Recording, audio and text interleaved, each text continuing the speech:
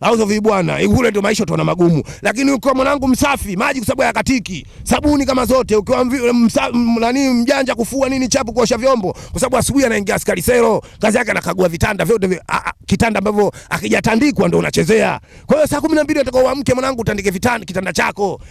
Kitanda chako unatandika, unachunga, unakunja blanket nini fresh. Kitanda kimeng'aa. Hiyo floor ya selo inapigwa deki na polish kama rangi ya maziwa. Selo mwanangu imeng'aa kishenzi. Mwanangu, hiyo mwanangu baba ndio nikaja kujua kama kweli mwanangu tembea uone. Kweli mwanangu nikakuishishi, nimekaa mule katika kama miezi mitatu. Kuna mwanangu mmoja hivi haja pale akaja kunidhamini na kitambulisho chake cha uraia wa South Africa, kwa sababu yeye ni mbongo, sema kaoa mwanamke wa South Africa na ikaamsha kupata uraia wa South Africa. Katika mawasiliano na ndugu zangu huko Bongo, ndugu zangu Bongo mwanangu, sababu jela kuna simu kama nilivyokuambia. Kwa hiyo dakika mwisho akapiga simu kule kwa jamaa mmoja hivi South Africa, ambaye ni Mtanzania, ndugu yangu huyo. Kwa hiyo dakika mwisho mzee yule jamaa akaja kunifuata pale jela. Katika kunifuata jela mwanangu, dakika mwisho fresh mwanangu aje pale kanidhamini fresh nini fresh, kaja akanitoa. Kunitoa mwanangu, nikaenda nikarudi tena pale ofisini kwenye malori. Kurudi pale ofisini kwenye malori dakika za mwisho mwanangu, yule pale kwenye ofisini kwenye malori, yule bosi wangu ambaye akaniletea mimi Arusha mambo ya kiuni, kunaona mimi nimeiba mzigo wake, kanipeleka jela. Auzo vipi bwana, mimi nikaachana naye kwa sababu mle ndani kuna wa Ethiopia na wa Somali ambao wana malori, na kila mtu huyu ana malori 6, huyu ana malori 7, huyu 8, huyu 9. Ushaona bwana, mimi nikaachana naye yule, nikaenda kwa bosi mwingine. Katika kwenda kwa bosi mwingine moja kwa moja mwanangu, nikaanza kupiga maisha yangu.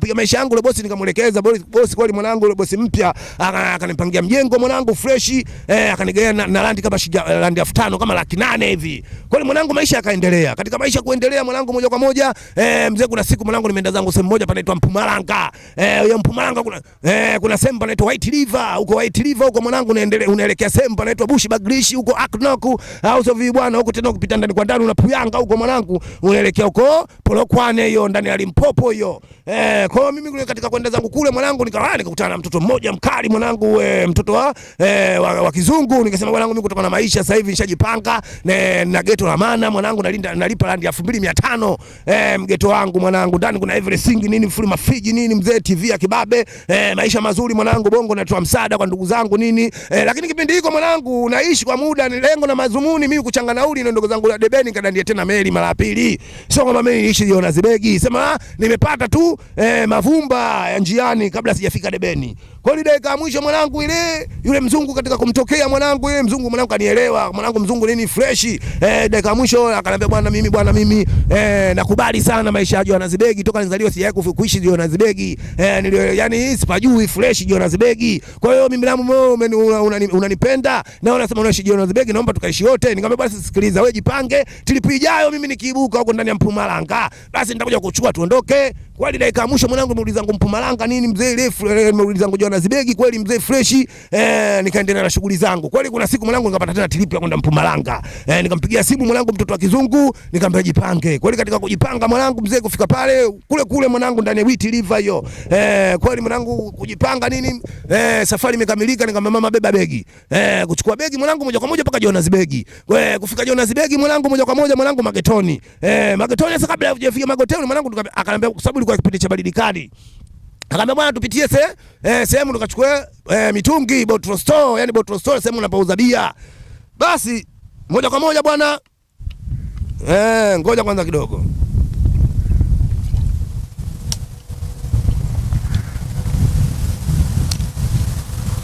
Basi moja kwa moja bwana basi mzee tukachukua bottle pombe zetu pale moja kwa moja, kwa sababu mchumba yule anataka pombe kwa nyama choma. Kachukua nyama choma moja kwa moja tukaingia paka Magetoni. Kufika Magetoni mwanangu tumepiga mtungi, mimi nikazima. Katika kuzima kwa mkaa asubuhi nikimwangalia hivi, naona maziwa yale siyaoni. Kumbe alinitegeshia sio yale kama maziwa bandia yule demu. Auzo vipi bwana, nikiangalia hivi chini mwanangu ana makende kama yangu. Nikaona mwanangu hii mbona sio poa. Nikamuuliza are you gay? Akaniambia I'm gay. Nikamwambia you are gay? Mimi I don't like gay. Mimi sipendi gay, sipendi mashoga. Yani nimemuuliza wewe shoga? Akaniambia mimi shoga. Nikamwambia mimi sipendi mashoga. Akaniambia if you don't like gay why yesterday? Yani kama wewe upendi mashoga mbona jana ulinipelekea moto? Nikasema mwanangu, nimekupelekea moto, sije kupelekea moto mimi. Nilikupelekea moto pombe kwa sababu jana nililewa na mimi nikajua wewe demu. Kwa hiyo pisa linaanza mwanangu, bwana mimi sipendi mashoga. Akaniambia basi wewe kama umendi mashoga kwa unasemaje ushanileta huko afu kumbali. Kwa hiyo unataka kuniambia wewe unataka kunisend me back home. Yaani unataka kunirudisha mimi nyumbani. Nikamwambia mimi nataka kunirudisha nyumbani kwa sababu mimi ndugu zangu hapa Tanzania wakiona mimi naishi na shoga hapa mwanangu mtihani watanitenga. Na alikuwa mzungu huyo, shoga la kizungu hilo. Dakika mwisho mwanangu ile shoga mwanangu hii likaanza kunichibia mabiti, likaniambia aje bwana mimi wewe ukitaka yani ukinizingua kunirudisha kule nilipotoka Mpumalanga na ukinikataa mimi naenda polisi naenda kushtaki kwamba wewe umenifanyia kitendo cha kinyama na umetaka kunibaka. Nikasema unasemaje? Nikangoja nitoke nikampa ushauri kwa bongo zangu. Ndio omba ushauri kwa bongo ananiambia oya mwanangu sio poa huku mashoga mwanangu South Africa huku mwanangu wana haki zao zote za msingi. Wanathaminiwa mwanangu huku sio bongo huku sio Tanzania huku kuna haki za mashoga. Yani hapo yake kushtaki mwanangu wewe unaenda jela omboi. Nikasema sasa mimi wangu unafanyaje? Akamwambia bwana kuna bongo wengine wakawa wananishauri akaniambia wewe mwanetu sema mfuatilia ule shoga lako tutalijua lile shoga mwanangu mbele tutoa kitajiri. Kumbe ule shoga kwa sometimes alikuwa anazunguka anakuja kwa bongo zangu anakuja kwa rushwa anambia bwana nibembeleze mimi nikubali au sababu bwana nimchukue nije na Tanzania au sababu bwana nifungelee ndoa alafu kutoka hapo atanipa mimi na atanifanyia mimi mpango wa uraia wa South Africa. Alafu kutoka hapo kama sola hiyo South Africa vile vile ataniongezea mimi kunipa mali zake za ulisi wa miti ambayo kaachiwa na wazazi wake katika huko Witi River ndani ya Mpumalanga na misitu ya miti ambao ushanelewa sio bwana kaachiwa ulisi huo na wazazi wake yani wakishua. Kwa hiyo wale wabongo wengine wanaambia mwanangu wewe umekuja South Africa kutafuta hela au sio bwana unapiga teke fuku la hela pelekea moto huyo ili wewe utoboe mwanangu. Mimi nikaangalia wabongo nikaona wabongo wamewanijua mimi baharia mimi South Africa je sijafika mimi mpita njia hapa alafu mimi wewe siwezi kufanya mambo kama hayo au sio bwana mimi kama nilibugi sasa mimi natafuta njia kujitoa katika litatizo au sio bwana kweli moja kwa moja mwanangu mimi nikatoka zangu huko mtaani nikarudi zangu nyumbani. Sasa kufika nyumbani ile nafika tu mwanangu nikiangalia hivi mwanangu nakuta mapolisi pale mtaani kwangu. Mapolisi wale vipi nataka kusogea mpaka pale nakuta mwanangu ile vishoga kama vyote mwanangu vinanikimbilia squeezer si akutanda wena si atukutanda kakuru yani shemeji tunakupenda kishenzi. Sasa mimi nikasema yeye hapa what is happening in my house? Yani kitu gani kimetokea katika mjengo wangu? Sasa wale vile vishoga vingine mwanangu vikaanza kuniambia, "Oya bwana hapa bwana kilichotokea hapa squeezer ni shemeji yetu bwana hapa kuna happy birthday ya mkeo." Mimi kimomoyo nikasema, "Je, mimi mke wangu vipi huyu? Mke wangu ana makende kama mimi sio mke wangu." Kimomoyo lakini mimi nasikilizia tu. Nikasema hapa huyu dawa huyu kumkimbia. Kweli mwanangu ni maaskari walikuwa pale kumbe walikuwa wanafanya kama usimamizi kwa kuwalinda wale mashoga walikuwa wanafanya siku ya kuzaliwa kwa yule shoga kuweka usalama kwa wale mashoga ambao wafanya siku ya kuzaliwa lile shoga langu ambalo limelichukua kutoka na Mpumalanga. Kweli dakika mwisho mwanangu mimi niko na mwanangu hii sitaka fly hatari bwana Yesu asifiwe. Niko na hii yani sio maisha. Moja kwa moja mwanangu mimi nikaingia ndani nikachukua begi langu nikachukua nguo nikaziweka mwanangu nikapita mlango wa uani. Katika kupita mlango wa uani mwanangu nikamtiming lile shoga moja kwa moja mimi kutembea mwanangu nikafika mjini town hapo MTN Johannesburg. Nikampigia simu kwanza yule mwanangu alionipeleka katika ile kampuni ya udereva moja kwa moja nikamwambia mwanangu mimi maisha hapa tena mimi jau mimi naondoka zangu kutokana na mazingira yao umeona nikiendelea yani vitu vya ndani sio mafriji sio vile singi nini nikamwachia vitu vyote vya ndani nilimwachia lile shoga au sababu nimeona hapa nikiendelea kukaa mawili niendelee kufanya kuishi na yule shoga au nimkatae shoga nipelekee jela anipe kesi. Nikaona mimi hapa bora ni kukimbia. Kweli moja kwa moja mimi mwanangu kumpigia yule mwanangu akaniambia baridi. Kama umechagua maisha hayo kwa wapi? Nikamwambia mimi naenda zangu Debeni Natali. Kwenda kudandia meli. Na hayo ndio kwa malengo yangu kitambo. Kwa hiyo kama mwisho mwanangu nikampigia simu bosi wangu. Kumpigia simu bosi wangu mwanangu nikamuelekeza bwana bosi hamna kitu chochote kilichoharibika katika kazi yako. Hamna unachonidai, hamna ninachokudai. Bwana sikiliza mimi nimepata changamoto flori kidogo naenda zangu Debeni. Kwa hiyo mimi nikirudi mambo yatakuwa sawa nikikaa huko basi tutawasiliana. Bwana gari yako fresh tafuta mdereva mwingine. Bwana bosi alilalamika sana lakini hata hivyo ndio itakuwa vipi? Kwa hiyo moja kwa moja mimi nikaenda kwa tiketi treni nikaenda kuchukua treni moja kwa moja kama kawaida yangu Debeni.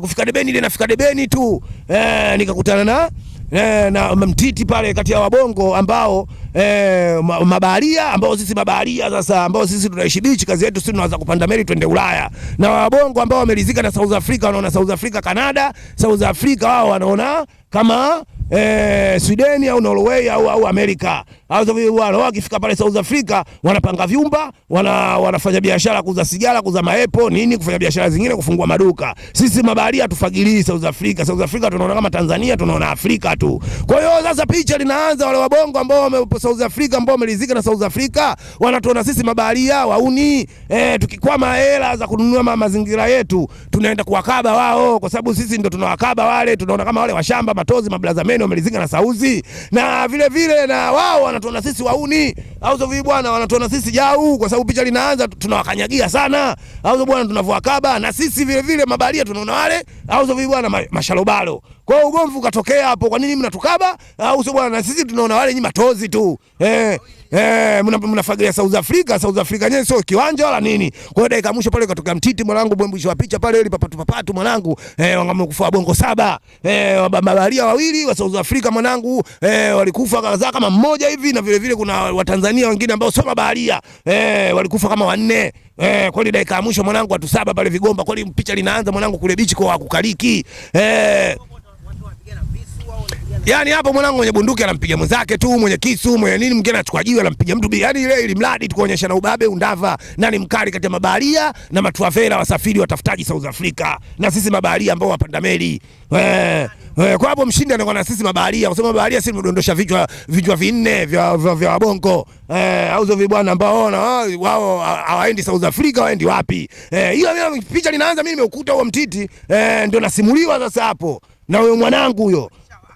Hapa kishawaka uko bichi kupakaliki, wewe umeingia leo hapa, sikiliza, uko bichi usiende huko washakufa wabongo 4 hapa, au sio bwana, na South Africa 1 na wabongo 2 mabaharia 2, jumla wabongo 6 na South Africa 1, huko bichi kukaliki huko. Kwa hiyo mwenetu hapa mnaishi vipi? Hapa tunaishi juu kwa juu, kila mtu anaishi kivyake, tunasubiri kwanza hali itulie huko bichi, ikitulia huko bichi tunaenda kupanda meli. Mimi ndo nimeingia hiyo kutoka zangu Johannesburg. Kweli mwanangu, tukaenda mwanangu mmoja hivi anaitwa huyo Chesco huyo Chesco mwanangu, katika kanielekeza chimbo mwanangu, na chimbo jipya tumelipata mwanangu, tukao tunaishi huko mwanangu, tunasikilizia beach, kutulie tuenze tu beach. Kweli mwanangu, katika kutulia mwanangu jirani tumekaa kama wiki 2-3 hivi. Kweli kurudi beach mwanangu uhakika fresh mwanangu, hali yao imetulia, tukarudi beach. Katika kurudi beach mwanangu, moja kwa moja sisi tukaenda tena kudandia meli, mimi na mwanangu Chesco. Kweli tukaingia mwanangu bandarini mwanangu, kuingia bandarini picha linaanza, kweli tukachezesha mwanangu, kuchezesha mwanangu meli kama yote mwanangu hiyo bandarini. Kweli dakika ya mwisho mwanangu mzee tukalivizia meli moja, hilo meli inaitwa PIL Pacific International Line, hilo mwanangu bonge la chuma hilo mwanangu, mimi na mwanangu kweli kuchezesha mwanangu, tukaingia mwanangu kwenye meli mwanangu, kuingia kwenye meli mwanangu dakika ya mwisho mwanangu, sio poa mwanangu, walinzi wote wameshangaa mwanangu, ndio kujipigilia kwenye chimbo mwanangu. Leo tumekaa kama siku ya 5 siku ya 6, kweli mwanangu ile tukawasa picha linaanza, misosi imeisha, mimi na mwanangu Chesco, tukashauriana sasa mwanangu, tunapandisha juu kule kwenye mesi ile ya wale mabaharia wanafanya kazi kwenye meli.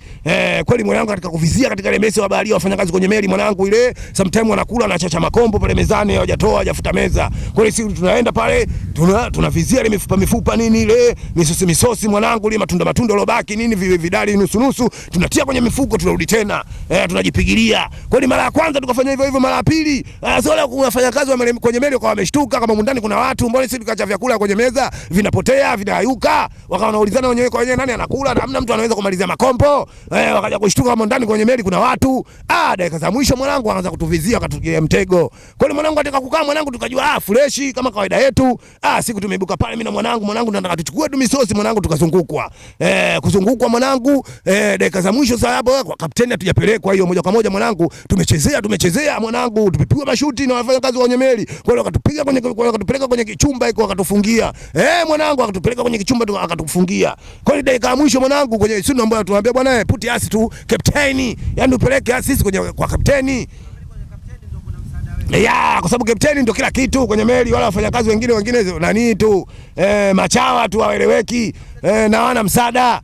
Sio bwana. Kweli dakika ya mwisho mwanangu yule pale wale pale wafanyakazi wa kwenye meli wale dakika ya mwisho kwa wanatupanga sisi, wanatuambia sikilizeni. Kama vipi, sikiliza, humu katika meli yetu sisi hatutaki mambo ya kiduanzi. Kwanza nyinyi mpo wangapi? Mimi nikamwambia sisi hatujui. Kwani dakika mwisho akaanza wenyewe kupigisha msako. Kwani kupigisha msako mwanangu, akatokea tena bongo wengine wanne. Wabongo wanne na sisi wenyewe tukawa wawili kwa sita. Kwa hiyo mwendo ule mwanangu, wa bongo wengine wa wengi hawajui Kiingereza, mimi ndo peke yangu at least najua Kiingereza.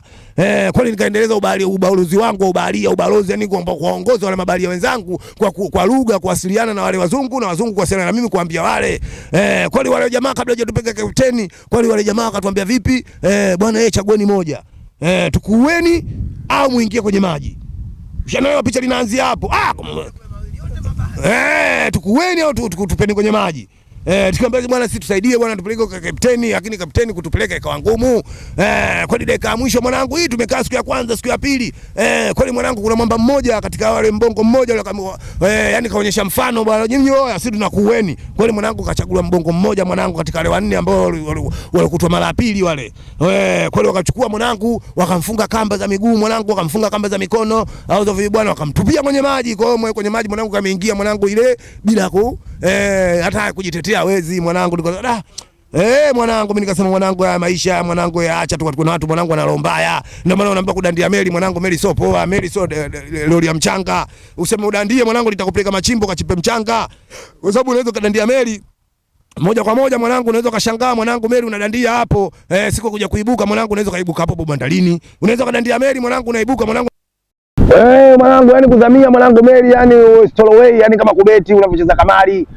Picha linaanza, huwezi kujua hii meli inakupeleka wapi, inakupeleka kwenye nchi yenye vita, au meli sometimes unaweza kukadandia mwanangu kuja kuibuka kwa pale bandarini, au meli mwanangu sometimes unakuja kudandia mwanangu inakupeleka nchi ambayo hujategemea mwanangu, unaenda Far East huko mashariki ya mbali, labda unaweza kushangaa unaenda hata kwa Putin, au sio bwana, unaenda Ukraine au sio bwana. Kwa hiyo sehemu yote na kuacha, sometimes unaweza kupanda kwenye meli yenyewe wanaopanda watu wengine mwanangu wana roho mbaya, ukifika katika bahari wanakutosa au sio bwana. Kwa hiyo yani mchezo wa kujitolea mwanga, ndio maana kupanda meli mwanangu lazima uwe shujaa. Na ndio maana wabongo wengi wakifika bichi, wakifika South Africa unajua wanalizika, kwa sababu kupanda meli wanaona sio poa, au sio bwana, wana force watafute hela waende Maulaya kutumia passport au kugonge visa, au sio bwana. Sio kama sisi mabaharia, kwa sababu sisi mabaharia si unasafiri sehemu yoyote bila nauli. Hata hapa Bongo au sehemu yoyote sisi tunaweza kufika hata Mbeya, Mwanza, sisi tukatulipi nauli. Iwe kwenye daladala, iwe kwenye lori, sisi tunasafiri, tunaenda umbali mrefu baharia bila kutulipa nauli. Kwa sababu baharia alipi nauli, ndio ni siri ya baharia. Baharia stowaway, yani maana mzamiaji unazamia popote pale. Kwa dakika mwisho mwanangu ile yule mwenetu alivyotoka mwanangu, katika baada ya kumfunga kamba mwenetu mmoja akatupwa baharini mwanangu, katika upelelezi mwanangu, kumbe mwanangu moyo, kuna wengine mwanangu wana roho nzuri katika ile meli, katika wale mabaharia wameenda kutoa siri kwa kapteni kama kuna watu ndani wamewakamata, lakini wale ndugu zetu wengine wataki kuwaleta huku juu, na mmoja kashatua baharini. Kwani kapteni kuja pale ni katoa amri kwamba sisi tupelekwe juu. Kwani katika kupelekwa juu kapteni akasema bwana, jamani, sikilieni, mmepandia wapi meli? Tukawaelekeza kila kitu. Kapteni akamwambia sasa nyinyi mnaenda wapi? Kwa sisi kama kaida yetu si bwana, sisi tunaenda Ulaya, kwa sababu mimi hapo kama balozi wale wenzangu wale mimi ndio nazungumza, kwa sababu wenzangu Kiingereza wajui, acha kuambia maji. Mimi kidogo at least najua Kiingereza cha no good. Mbona bwana, kwani dakika ya mwisho yule bwana kapteni akatuambia bwana, sikilizeni sasa nyinyi mtakoga maji, mtapewa misosi, mtasaidia kazi ndogo ndogo mule ndani. Kuna katika meli kila mtu ana kazi yake mule ndani. Kuna dokta mule, mtu wa madawa mule ndani, kuna mtu welding, kuna painting mule, mpiga rangi mule ndani, kuna mpishi, yani kila mtu ana shughuli yake. Sio unajua kuna mfanya usafi. Kwa hiyo busha linaanza na siku tunajumulika katika majukumu madogo mule kwenye meli. Lakini kapteni akatuambia vipi, hii meli bwana inaenda zake wapi? Italy au sio bwana, lakini zinapitia zinazunguka katika mahama nchi kibao. Kwa hiyo mwanangu tumeenda mwanangu, tumefika nchi ya katikati hapo mwanangu, hadi katika bahari, yani baharini katikati, bahari mwanangu imechafuka. Katika bahari imechafuka mwanangu. Picha linaanza mwanangu, wale jamaa sasa wale mabaharia wale ambao wametumwa na kapteni, wale ambao walitupeleka siku kwa kapteni, baada ya kushuka chini huku dakika za mwisho, kapteni yeye anakaa juu. Basi wale majamaa wakatuvizia sisi, katika kutuvizia sisi wakasema sisi hawa mawili tuwanyonge, au sio bwana, kama sio kuwanyonga hawa tuwatupe baharini. Kwa hiyo mimi na ndugu yangu bwana, dakika ya mwisho mwanangu sisi tukabahatika, tukapewa, yani sio bahati, yani sio kubahatika, sisi ndio bahati mbaya. Ikawa ndio zamu yetu sasa kutoswa mimi na mwanangu huyo. Hapo wengine washatoswa mwanangu, walikuwa mapipa na bandadishwa hivyo, wanafungwa, napigwa chomo welding mapipa mawili yale. au sababu anagandanishwa holding, anachomelewa cha au anapigwa kamba. Kweli dakika ya mwisho mwanangu, mimi na mwanangu ni pale ukapigwa dude kama tanki hivi. Au sio vile bwana, tukikwa juu mwanangu la bati hilo. Au sio vile bwana, kweli mwanangu nimepigwa kamba huku mimi, yani tumefiwa kamba ili mradi kwamba tusiponyoke pale. Kweli mwanangu ile tanki mwanangu katika kutupiwa katika baharini mwanangu, tukaanza kuelea mimi na mwanangu.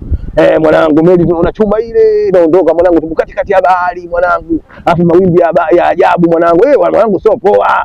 Kisha ninaanza mwanangu, tumekaa siku ya kwanza, siku ya pili mwanangu. Mimi na mwanangu pale chesi kwa kwanza tukazimia kwanza, picha lizaanza tukazima. Katika kuzima dakika za mwisho. Sio poa anapokuambia mboi wangu.